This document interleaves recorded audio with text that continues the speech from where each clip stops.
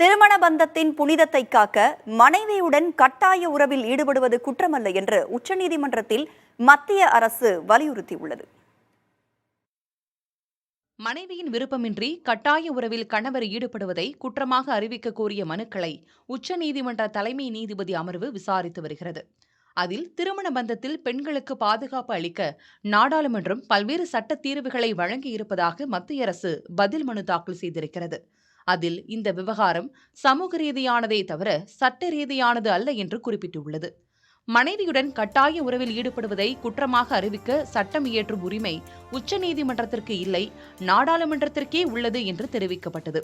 பல்வேறு தரப்பின் கருத்துக்களை பெற்ற பிறகே திருமண பந்தத்தில் கட்டாய உறவில் ஈடுபடுவதை குற்றமாக கருதுவதற்கு விதிவிலக்கு வழங்கிய சட்டப்பிரிவு 372 தொடர நாடாளுமன்றம் கடந்த 2013 முடிவெடுத்தது.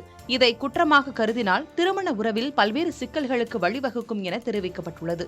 அதனால் மனைவியிடம் கட்டாய உறவில் கணவர் ஈடுபடுவதை குற்றமாக ஏற்க முடியாது என மத்திய அரசு குறிப்பிட்டுள்ளது.